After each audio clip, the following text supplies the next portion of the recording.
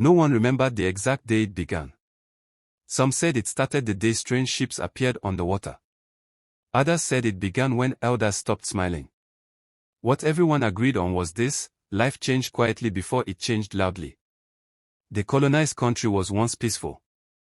The land fed the people, and the people trusted the land. Children ran freely. Nights were filled with stories and laughter. Then whispers started spreading. Traders returned home scared.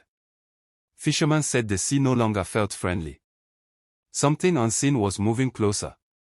Far away, the colonizing country was watching, learning, and waiting. The people did not know they were being studied like a prize. They did not know their land had already been counted, measured, and claimed on a table they had never seen. The first visitors came with smiles and gifts. They spoke softly and asked many questions. They said they came to help and trade. The elders were careful but polite. The people welcomed them because kindness was their nature. Soon, more visitors arrived. The gifts reduced. The questions increased. They began drawing lines on paper and pointing at the land. They asked about rivers, stones, and what lay beneath the soil. Some people felt uneasy, but fear had not yet found its voice. The visitors built small shelters and raised their flag beside the people's own symbols. They said it meant friendship. But friendship does not demand control. Slowly, the visitors stopped asking and started telling. This is how things will be done now, they said. Still, no one imagined how deep the change would go. One morning, the rules arrived. New laws written in a foreign tongue were announced. The people were told these laws would bring order. Anyone who questioned them was warned. A few brave voices spoke up, and were never seen again. Silence spread faster than fear. Families began to lock their doors early. Stories at night became whispers. The colonizing country brought soldiers, but they did not use them often. They used fear instead. They began choosing certain local leaders and giving them small power. Help us, they said, and you will be safe. Some leaders refused. Others agreed. The people started to notice a change. Some homes grew rich while many grew hungry. Trust cracked quietly, like dry earth before a storm. The land itself seemed to suffer. Trees were cut without care. The ground was dug deeply, but nothing was returned. The people worked harder and earned less. Children were taken from farms to serve. Elders were ignored. The colonizing country spoke of progress, but the people felt pain instead. Still, there was no open fight yet. Only tension. Only waiting. Only questions without answers. At night, some citizens gathered in secret. They spoke about dignity, about the past, about a future they could barely imagine. They knew something terrible was coming, but they did not know when or how. The colonizing country believed the people were too divided to resist. That belief would later prove costly. Time moved forward, heavy and slow. The people learned to survive under watchful eyes. They obeyed during the day and remembered themselves at night. Children grew up hearing half-told stories of freedom. The colonizing country grew comfortable. They thought control was complete. But beneath the silence, something dangerous was forming. Not anger alone, understanding. The people were learning the system that trapped them. They were learning its weak points. No war had started yet. No independence had been spoken of. But the first seed of resistance had been planted, and once planted, such a seed does not die easily. The colonizing country began to change its face. The smiles returned, but they felt fake. New promises were made. Schools were opened, but only a few children were chosen. Roads were built, but they led away from the people's homes and toward places the people were not allowed to enter. The colonizing country said these things were for development. The people nodded, but inside, doubt grew.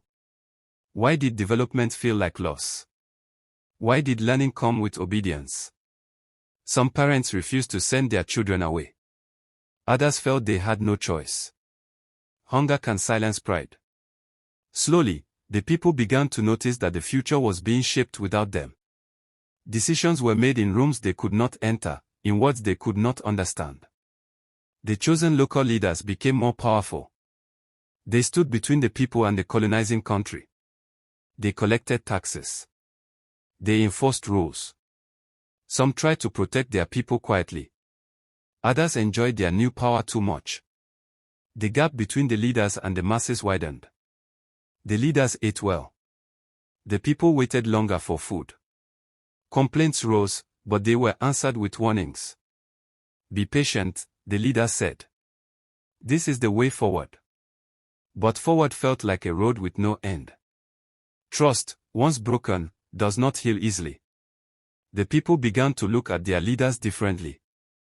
Respect turned into suspicion. Silence turned into murmurs. Far from the villages, the colonizing country dug deeper into the land. Stones that glittered were taken away. Thick dark liquid was pulled from the ground. Ships left full and returned empty.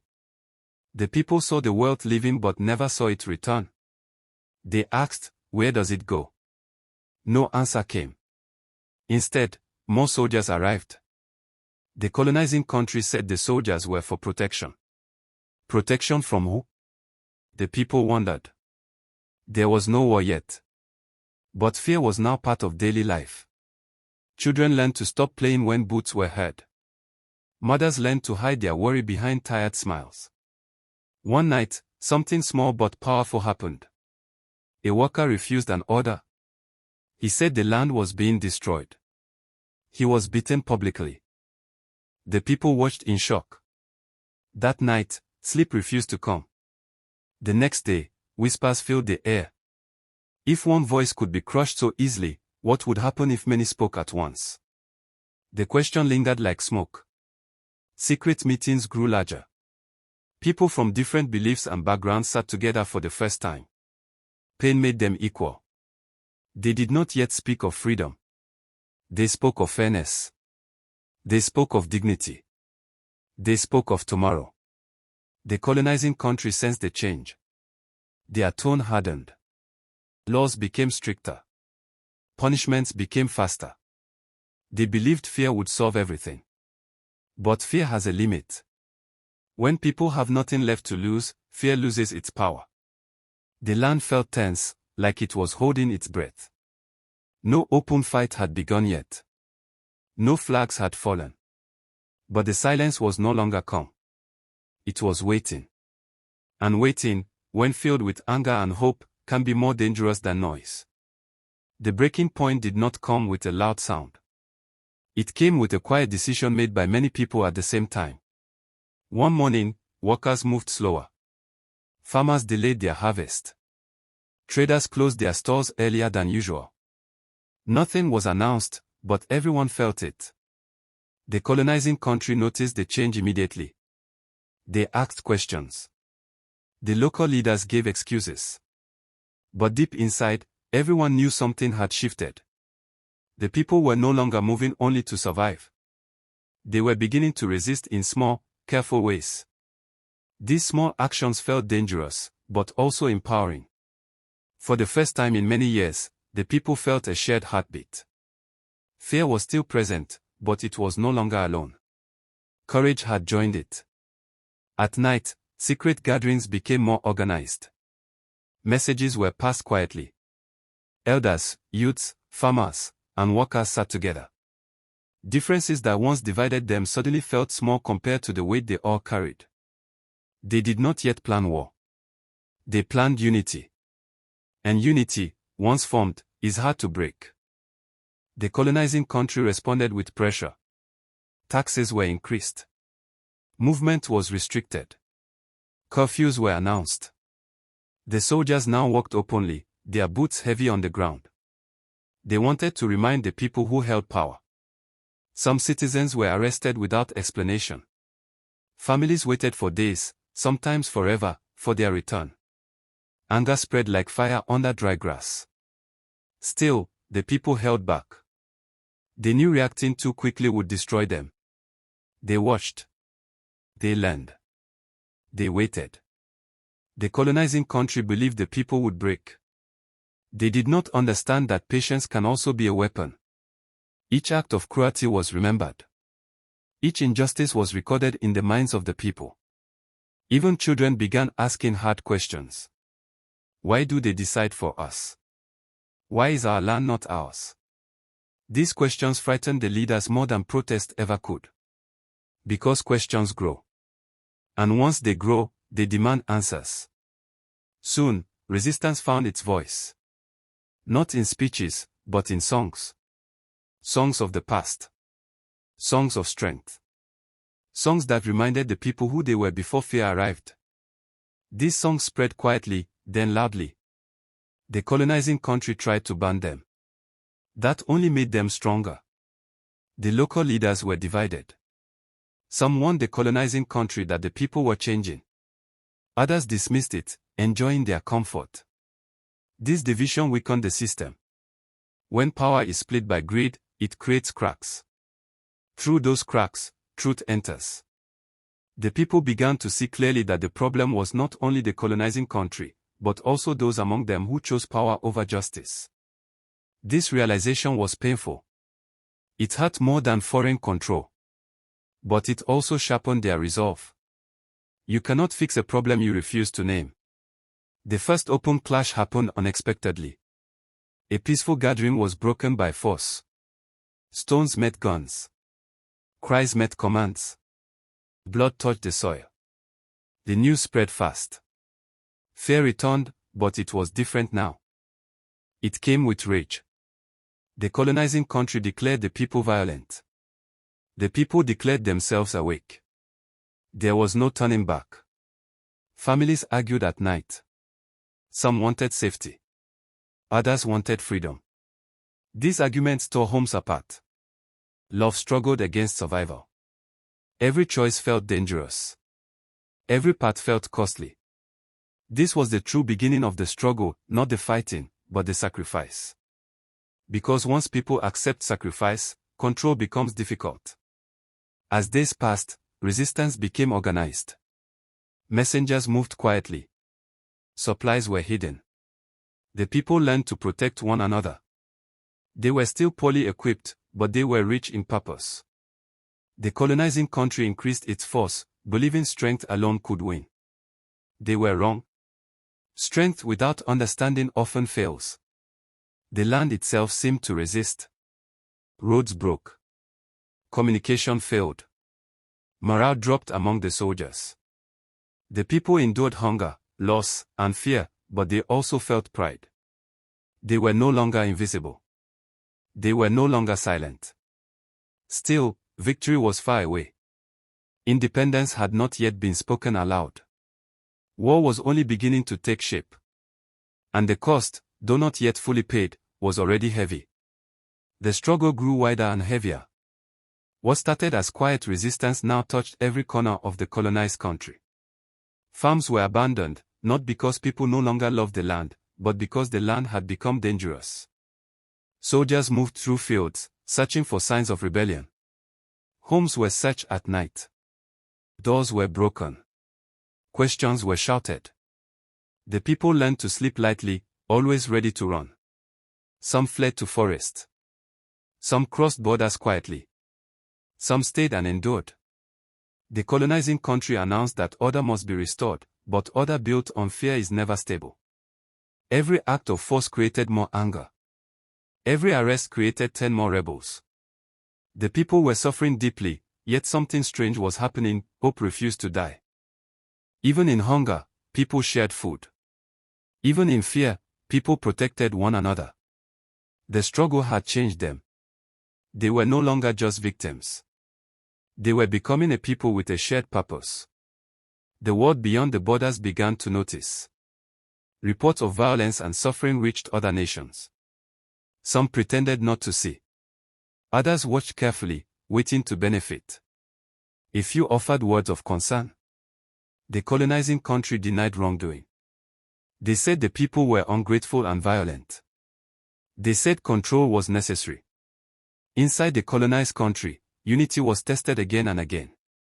Different groups argued about the right path forward.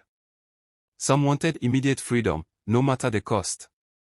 Others feared total destruction. These disagreements were painful, but they did not break the movement. Instead, they forced hard conversations. For the first time, the people were practicing self-rule even in chaos. Decisions were debated. Mistakes were made. Lessons were learned. This process was slow and painful, but it was real. Freedom, they were learning, is not just removing chains, it is learning how to walk without them. The colonizing country began to feel the pressure. The cost of control increased. Soldiers were tired. Supplies ran low.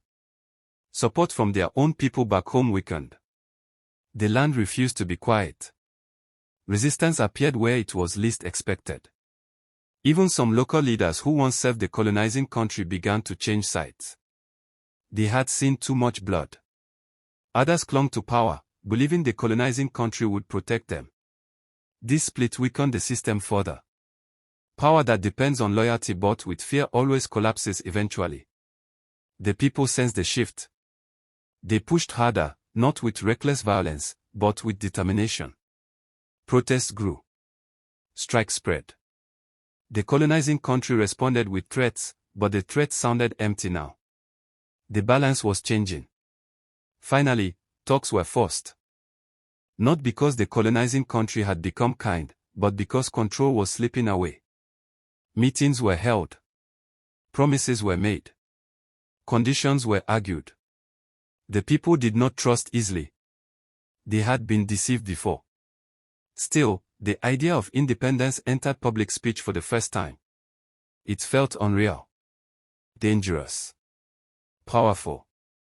The struggle was not over, but a door had opened. Celebration was mixed with grief. Too many had died to ignore the cost. Too many wounds were still fresh. Yet, the people allowed themselves a small breath of hope. They had survived what was meant to break them. The day the colonizing country finally stepped back was not as joyful as many expected.